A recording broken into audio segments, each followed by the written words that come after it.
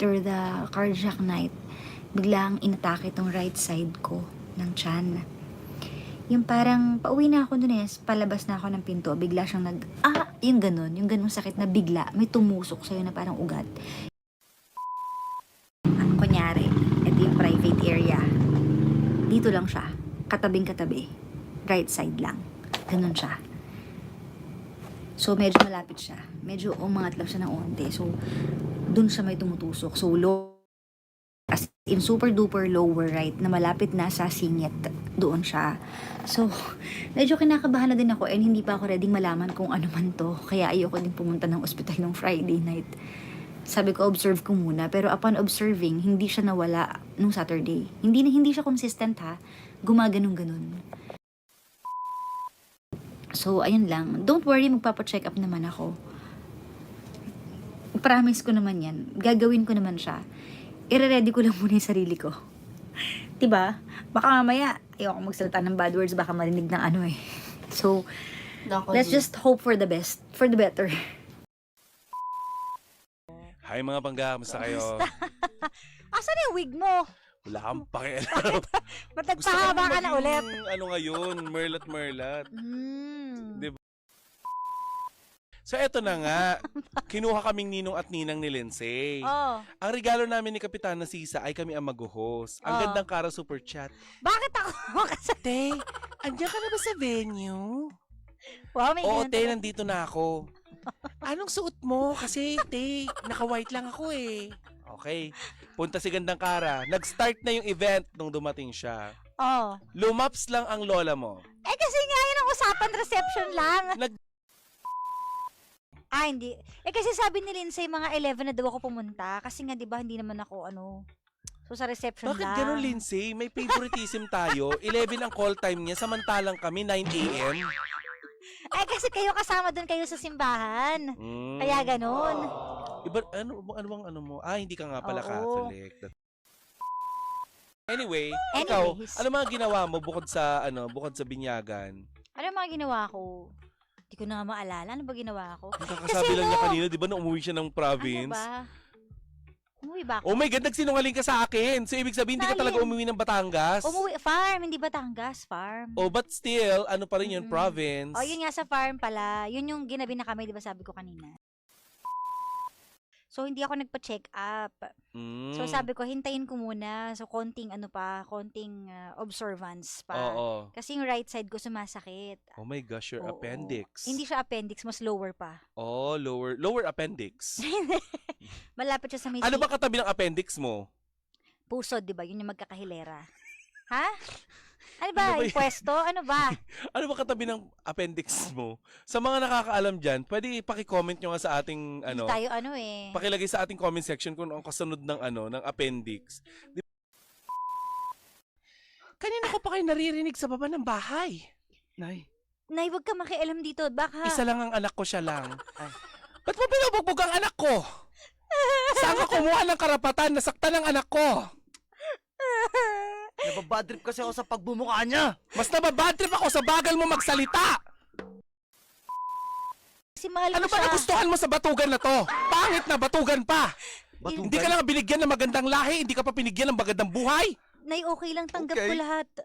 Tanggap ko lahat sa kanya dahil gusto ko Pre, magpakatanga. huwag mong personalin. Ano lang to? Parang seryoso na to ah. Drama to. Seryoso ka na ba, G? Nay, Oh? sa totoo lang po, ako lang po yung nag-work eh. Siya po kasi panay tambay at inom. Batugan. Uy, Opo. naghuhugas ako ng plato dito. Hindi po trabaho yon. Oo, ang pinag-uusapan po natin dito is yung ability po ninyo to earn money. Hindi po Earn magtrabaho money po pala. dito sa bahay. Kasi hindi nyo naman po pwedeng isumbat yan sa anak ninyo Ay. pag nagugutom na naghugas po kayo ng plato. Oo nga po Bobo pala. ka po ba? Huwag po kayo Oo. mang ganyan po dito. Nasa bahay ko po kayo eh. Ay, hindi niyo po bahay ito para po sa inyong kaalaman. Wala po kayo sa bahay ninyo. Nasaan po ba tayo ngayon? Nasa shopping mall po tayo. Teleport tayo? Mm. Ang galing pala dito. Ilipat ko kayo kanina Teleport na tayo dito ah. Anyway, bilang Sige kawani po. po ng DSWD, tungkulin po namin na sabihin po sa inyo na pangalagaan nyo po ang inyo pong mga anak. Dahil ang mga Sige kabataan ay pag-asa po ng Bayan. bayan. Ayan. Habang may buhay, may Ano? Krok-krok? Tagal? Kurap. Kurap. Ay, Oo, ay. habang may buhay, Iba na may pala. kurap. Iba na pala yung quotes na yun. Oo. Nago na pala. Grabe yan ha. Mag-ingat po tayo ha. Sundin niyo po yung pinag-uutos ng inyong mga LGUs ha. Pag sinabi ng LGU ninyo na likas tayo dahil merong possible flash flood o kaya pwedeng bumaha, hindi man flash flood pero flood pa rin. 'Di ba? Likas. Pero parang awa nyo na, huwag nyo pong iiwanan ang inyong mga alagang hayop. Pag hindi nyo kayang isama, if you cannot bring yung animal ninyo sa pag-emergency likas, set them free. Maligayang bati po sa lahat ng mga nakasubaybay sa atin. Hello po sa lahat po ng mga nilalang na dumalo sa malawakang pagtitipon kahapon at hello po sa mga who were present in spirit just like me. Oo. Maligayang bati po sa inyo. Sana naibulalas ninyo naisigaw ninyo ng sapat yung inyong ngit-ngit sa nangyayari, enough para marinig tayo at gumaan-gaan ng kaunti yung nararamdaman natin. You are always going to meet someone who can make you do things you swore you'll never do for someone. Someone is going to break your standards. Diba? Someone you're going to lower your dignity for. And you've met him. Siya yun. In your case, siya yun. Tama, mali? Tama po. Sana hindi mo na ulitin. Ba't ka sumisigaw? Wala lang. Bakit ba?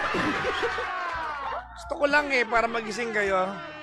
Sa bagay, gising na tayo. Mulat na ang Pilipinas.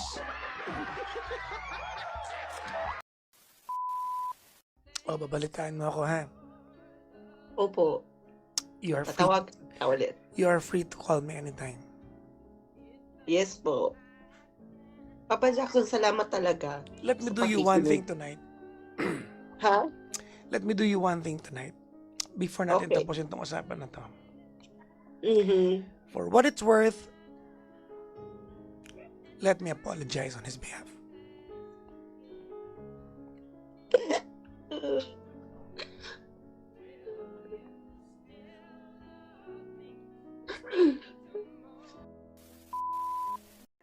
Yan yung gusto ko marinig sa kanya. Alam mo yung sana magkusa na lang ba?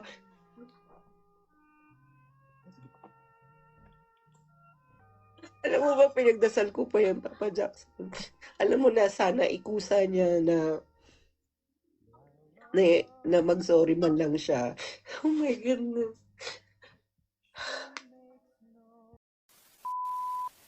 Anyways, what did we learn from Zai? What we learned from her story is that sometimes the only cure to the pain you feel is the acknowledgement of the person who caused the pain.